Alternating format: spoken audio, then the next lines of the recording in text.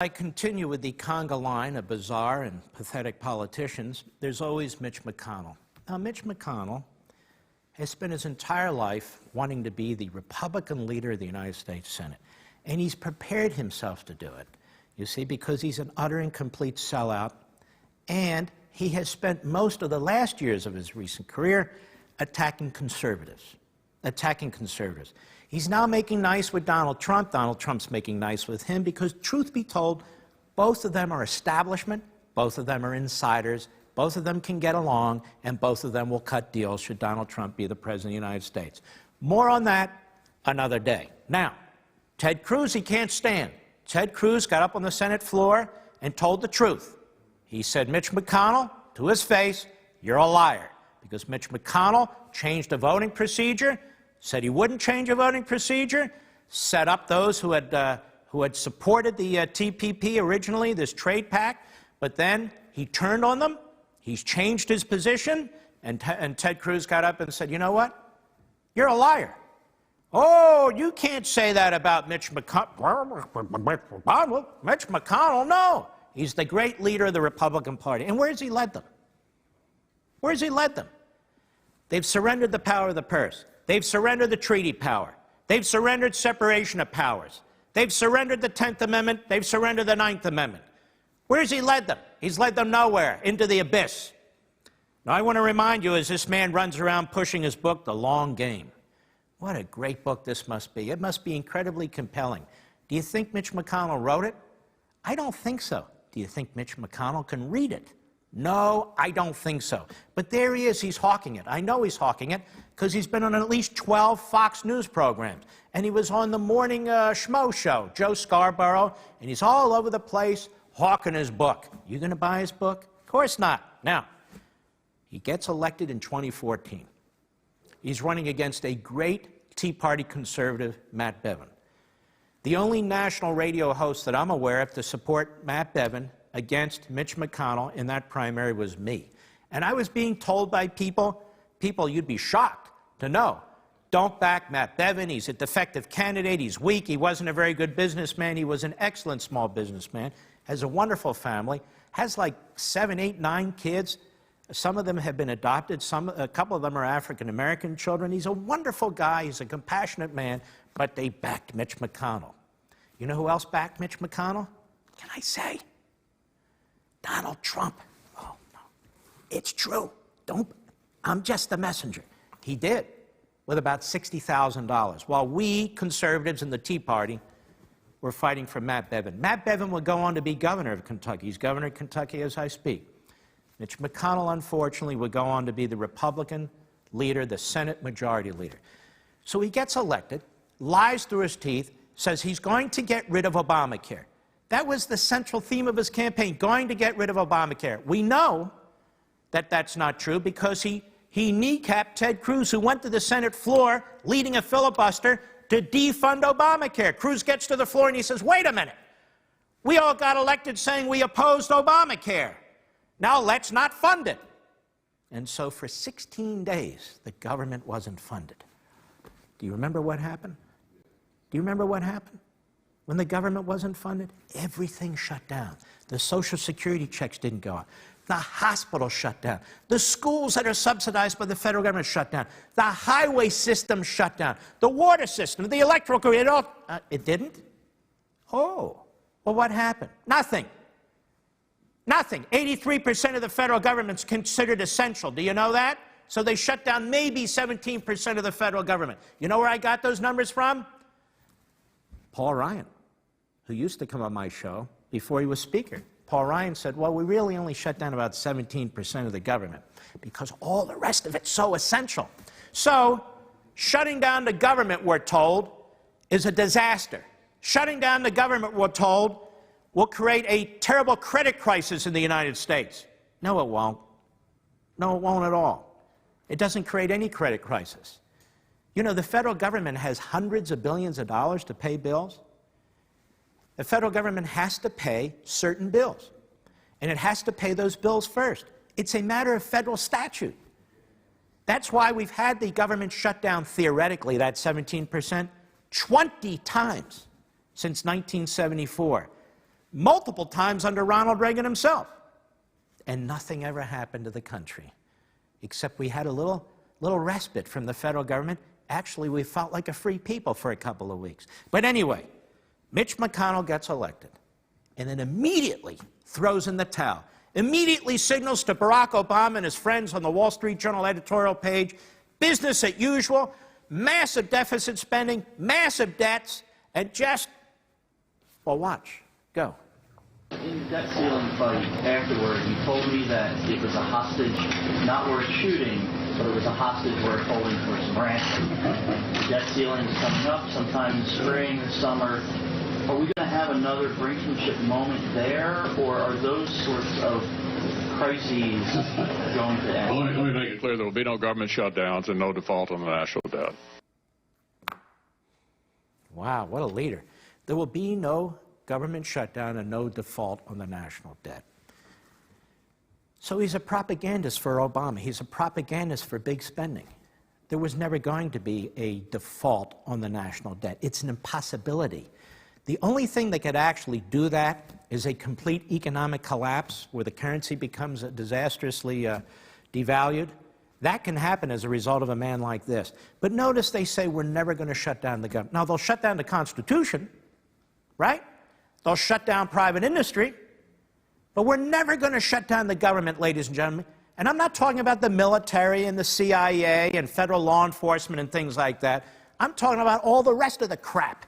No, no, no. We're never going to shut that down, ladies and gentlemen. That's just too important. We shut down our coal mines, so be it. We shut down oil rigs, so be it. We shut down commercial fisheries, so be it. We shut down this industry, that industry, another industry as a result of government policies, so be it. But the Department of XYZ and the Agency for ABC, oh my God, we can't shut those down. And this is the Republican leader, this nitwit. And he's got a book out, by the way. Have you heard? It's called The Long Game. You might want to check out The Long Game. Now, 2009, July 29, 2009, I remembered this. So I asked our folks to pull it up. Before the rise of the Tea Party, the grassroots, the spontaneous rise of the American people, not populists and nationalists, constitutionalists and capitalists, men and women from all walks of life, from every part of this country, not following a leader or a self-proclaimed leader, they rose up and they said enough is enough and we want this government under control. And we want it under control now. And in 2010, they delivered the House to the Republicans and knocked off the Democrats and Nancy Pelosi. In 2014, delivered the Senate to the Republicans, and unfortunately, this doofus leads them into the abyss. Now, but right before that, so out of touch is the man who wrote The Long Game. So out of touch is he didn't even see the revolution that was brewing in this country, called the Tea Party movement, that a few months later would crush the Democrats in the House, almost take back the United States Senate, crush the Democrats throughout state after state after state election, governorships, state houses, state senates, all across this country. This genius missed the whole thing, and I'm going to prove it to you, because right before that election, this is what Mitch McConnell said. Go. We're fast becoming a regional party instead of a national one, and there's a name for a regional party. It's called a minority party. We need to be concerned that the very wealthy and the very poor, the most and least educated, and a majority of minority voters have stopped paying attention to us. Clueless, utterly clueless. Danger of becoming a regional party because of people like him.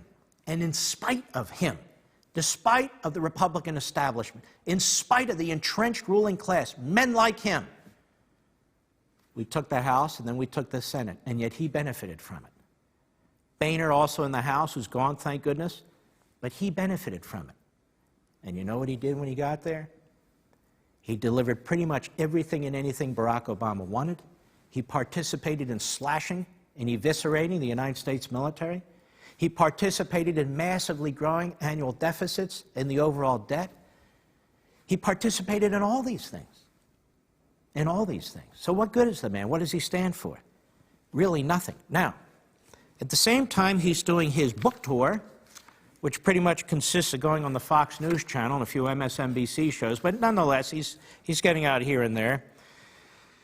Before he's doing his book tour, and he's trying to settle scores now, ladies and gentlemen. And one of the people he wants to settle scores with is the great constitutionalist, the conservative, the truth teller, Ted Cruz.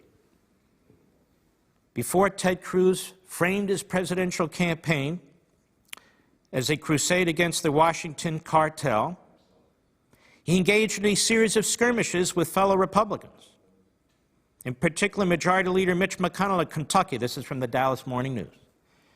He helped Republican insurgents seeking to topple incumbent Republican senators in their primaries, something, by the way, Donald Trump never did. Just a matter of fact. He engineered a government shutdown McConnell and most other GOP leaders had sought to avert by stirring up conservative backbenchers in the House.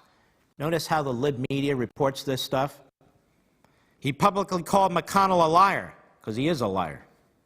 However much it all meant to Cruz, didn't make enough of an impression on McConnell to earn any mention in his new memoir, The Longest Yard, or The Longest Year, or The Longest Boring Speech a Man Ever Gave, Mitch McConnell. Cruz is, quote, not a significant part of my story, he told USA Today in an interview timed to this week's launch of his book, The Long Game. Does that mean Cruz isn't a significant part of the Senate? McConnell said, I would say he has maybe one follower on a good day. You know what, Mitch McConnell? He's got millions of followers on a good day. You know, the last time I saw a poll taken of Mitch McConnell's popularity nationwide, it was a disaster for the man. So here we have Ted Cruz, who has millions of followers all over this country, who won several primaries and caucuses, who came in second to Donald Trump, despite all the media support Trump got and all the media attacks on Cruz, despite the fact that the establishment behind the scenes, when it became a one-on-one man race, they were backing Trump and opposing Cruz. Despite the Trump super PAC, the Fox News channel, Cruz came in second, and he almost came in first. So out of a field of 17, Mitch McConnell's favorite candidates failed. He has his new favorite guy, which is Trump. Again, more on that another day. So according to Mitch McConnell, Cruz is insignificant. You see, Lindsey Graham, now there's a powerhouse. Or John McCain is fighting for his political life over there in Arizona. There's a man for all times. He's a great conservative, a great Republican. But Cruz, McConnell despises because Cruz called out McConnell for what he is. So he's talking about Utah Senator Mike Lee, has one follower on a good day, Cruz's loyal wingman in the Senate, the first of 4 senators to endorse the Texas freshman. Lee came on board in early March. A week later, Cruz emerged as the only remaining challenger. He was also backed by Lindsey Graham, by James Reich of Idaho, and Cory Gardner of Colorado, and actually more than that. I remember Pat Toomey of Pennsylvania going to vote, and they said, who are you going to vote for? Who do you support? And he said Ted Cruz. So Dallas Morning News, another left-wing paper, missed that. But I wanted to point this out because of what a disaster Mitch McConnell is. And it's an amazing thing to me. We've had the Tea Party movement. The Republicans control the Senate, and nothing's changed. The same jerk who said the Republican Party was a regional party, which it was under him. The same jerk who surrendered the power of the purse immediately upon re-election, the next day, to the President of the United States, distorting our constitutional structure and undermining the Senate and the House. That same jerk is out there trashing Ted Cruz now and making nice to Donald Trump.